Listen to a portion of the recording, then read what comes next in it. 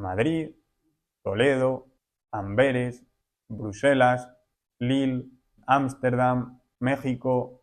Todo esto estuvo conectado dentro de una misma monarquía, que es la de Carlos V. En la basílica están los grupos orantes de la familia de Carlos V y de Felipe II, que me parece también de lo más impresionante que he visto sobre el siglo XVI en un museo, vamos a decir. Venga, el tercero. Me van a matar, pero voy a poner aquí al monasterio del Escorial. Podría ir perfectamente en la primera posición y van a decir, ¿cómo es que este no ha puesto ningún museo de España en los anteriores 7 o 8? Pues porque creo que es más interesante para ustedes, si no han visitado los otros lugares, darles ideas para futuros viajes o porque en España al fin y al cabo lo tenemos todo ahí, ¿no? Pero es verdad que quiero resaltar obviamente la gran obra escultórica inspirada en el templo de Salomón de Felipe II, como es el monasterio del Escorial. Una biblioteca riquísima, comparable obviamente a la biblioteca que tienen en Viena, y todo eso yo creo, vuelvo a repetir, que viene de la época de Felipe III el Bueno, ese gusto que tiene la dinastía borgoñona siempre por las letras, por el humanismo ya más adelante, que es verdad que eso será más Habsburgo con Margarita de Austria, que intentarán inculcar en Carlos V. Seguramente todo eso lo hereda Felipe II, un Felipe II que, por cierto, pide al duque de Alba que le traiga algún ejemplar de libros que él sabe que solo se encuentran en los Países Bajos, para que vean la conexión que tiene Felipe II con Europa y cómo lo sigue de cerca todo lo que ocurre, aunque realmente su gran prioridad siempre fue frenar al Imperio Otomano. Cosas impresionantes que nos encontramos en el monasterio del Escorial, por ejemplo, en la basílica están los grupos orantes de la familia de Carlos V y de Felipe II, que me parece también de lo más impresionante que he visto sobre el siglo XVI en un museo, vamos a decir. Lo tienen ahí, tienen que hacer un poco de zoom si quieren con el móvil para verlo, pero porque está un poco lejos, pero muy, muy interesante. También, como saben, inspiró al Palacio de Versalles, este monasterio, y yo creo que todo el mundo lo conoce. La base de Felipe II, el corazón de la monarquía hispánica del rey. Y también cuenta con el Panteón, donde pueden ver la tumba de don Juan de Austria, el héroe de Lepanto. Yo diría el héroe de Gembloux porque lo tengo más para las 17 provincias, pero es verdad que don Juan de Austria está ahí y siempre quedará la duda de por qué murió. Yo estoy leyendo por aquí en las crónicas que piensan que no fue una causa natural, que fue un tipo de envenenamiento en la fortaleza de Namur, pero es algo que me gustaría investigar en un futuro, ya que me gustaría escribir una biografía sobre específicamente don Juan de Austria.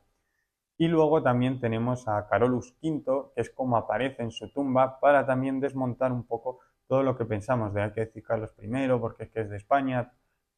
Finalmente, lo que siempre tiene superioridad, lo que el título de mayor rango es el de Carlos V, con el que se va a enterrar. En posición número 2, para todo aquel hispano que quiera ir a Madrid, para todo aquel hispano que quiera conocer la capital de lo que era el Imperio Español, aunque realmente podríamos decir que es que para Hispanoamérica estaba situado en Sevilla. Eso es curioso, mira, nunca lo había pensado.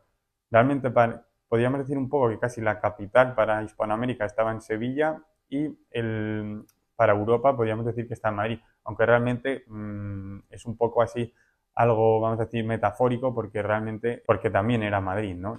Para Hispanoamérica. Pero es interesante ese punto, la verdad, no lo había pensado, porque como la casa de contratación está en Sevilla, luego las embajadas, claro, con Europa las tienen en Madrid. Bueno, es interesante, pues para todo aquel que quiera visitar el Museo del Prado, obviamente los cuadros de Tiziano, como sabemos, que está ahí, los cuadros de Felipe II, Carlos V en la batalla de Mulver, son muy importantes, el caballero de la mano en el pecho, encontramos también el cuadro de las lanzas de Velázquez, otro que me encanta a mí como es ese auto de fe de la Inquisición, no sé si es en Valladolid, de Federico Rizzi, me encanta ese cuadro, así que sabemos perfectamente que el Museo del Prado es que tendría que estar incluso en la primera posición porque es un lugar donde encuentras, ¿no?, ese legado. Por ejemplo, también hay cuadros del Bosco, como el Jardín de las Delicias, lo que prueba esa conexión flamenca y ese interés que tenían los reyes españoles por el arte flamenco, un arte que ellos mismos promovieron y que gracias a ellos emergieron figuras, por ejemplo, como la de Pedro Pablo Rubens, que es esto como anécdota, el padre de Pedro Pablo Rubens tuvo un affair con Ana de Sajonia, que era la segunda esposa de Guillermo de Orange, y eso produjo que se separaran en un futuro. Fíjense cómo es la historia, ¿eh? Eso también lo tengo fresco porque lo he investigado hace poco Y luego vamos a acabar ya el vídeo, que veo que me estoy extendiendo demasiado. Vamos a irnos a la posición número 1 y dirán todos ustedes, ponga por favor un museo de España, por favor, por favor. Pero lo siento, voy a tirar hacia la capital de los Países Bajos a principios del siglo XVI, a la capital del humanismo, me atrevo a decir, al principio del siglo XVI, voy a tirar a Malinas. Para mí, el mejor museo que he visitado en mi vida sobre el siglo XVI, el Palacio de Van Buisleden en Malinas. Prometo que no me ha pagado ninguno de los museos de los que estoy hablando, ni tampoco en especial el Palacio de Van Buisleden. Ojalá lo hicieran, así Tinchas Ocultas podría patrocinarse un poco, porque la verdad que con esto se gana poquísimo, se gana más el poder promover la cultura más que otra cosa. El económico es muy complicado, aunque siempre les insto a que me apoyen por el canal de Patreon, aprovecho para decirlo. Pero bueno, volviendo al Palacio de Van Buisleden, es una auténtica maravilla. Que si el Toisón de Oro lo tienes ahí, Carlos V, su infancia, la pasa allí, Tomás Moro, Erasmo de Róterdam va a visitarle, un lugar donde, por cierto, así dato curioso, está la cerveza favorita del emperador, que luego va a llevar en su retiro en Yuste. Este museo refleja, por ejemplo, a Margarita de Austria, su tía tutora, la importancia que tenía ahora para las feministas que están todo el rato buscando rescatar figuras históricas y no están yendo al siglo XVI, ¿por qué será? Y no están yendo a Margarita de Austria, la única mujer en Bélgica que tiene una estatua en su honor dedicada en la Plaza Mayor de Malinas. La inteligencia de esta mujer humanista como es Margarita de Austria es esencial para entender el curso también de Carlos V y de los Países Bajos. Y en ese museo lo explican muy bien. Unas vidrieras tremendas donde se ven los reinos de Carlos V. Por cierto, me encontré también un cuadro, fíjense, de Juana de Castilla, interesante, aunque ahí la pintan como Juana la Loca.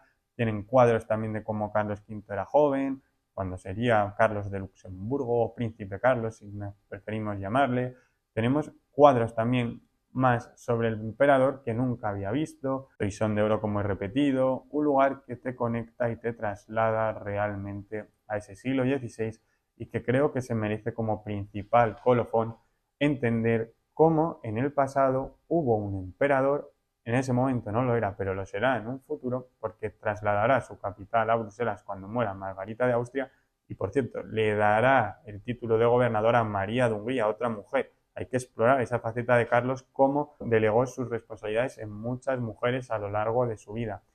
Quitando esto, y ya para ir terminando, ese fue el momento en el que Malinas, Madrid, Toledo, Amberes, Bruselas, Lille, Ámsterdam, México, todo esto estuvo conectado dentro de una misma monarquía, que es la de Carlos V. Realmente se considera el imperio de Carlos V. Yo creo que es como mejor se puede hablar de esto. Y Malinas tuvo esa vertiente en Europa tan importante para entender la infancia de Carlos V, el futuro rey de España, como hemos dicho, ese imperio español con extensión a Italia y América, y en la otra parte de su reinado, que eran feudos imperiales del Sacro Imperio. Yo creo que este lugar, Malinas, nos sirve también para entender esas conexiones históricas que ligan a los españoles, incluso a esos comerciantes españoles, a todo aquel que viajó en aquel momento a las 17 provincias para buscarse un lugar mejor, que no fueron muchos, pero también es importante para resaltar que dentro de un mismo imperio, tanto en Carlos V como luego en Felipe II, que es cuando yo creo que se puede hablar de monarquía hispánica, Malinas y Madrid fueron parte de un mismo imperio. No tienen nada que ver en serio la hispanidad, como estamos diciendo, con Europa. La monarquía hispánica no tiene que ver con Europa. Yo creo que lo dudo mucho porque si no, estos 11 museos no existirían y no encontraríamos nunca huellas hispánicas aquí, en estos lugares, a los que os invito a visitar y también, obviamente, a todo aquel que quiera estudiar las relaciones con Hispanoamérica, me parece perfecto. Pero, por favor, denle espacio a los hispanistas, denle espacio a todos esos estudiosos de las conexiones de la monarquía hispánica en Europa, porque estaríamos haciendo un flaco favor a lo que es a nuestra historia. Olvidar nuestras conexiones con la cristiandad, olvidando las conexiones con el continente, lo que se llamará en un futuro Europa.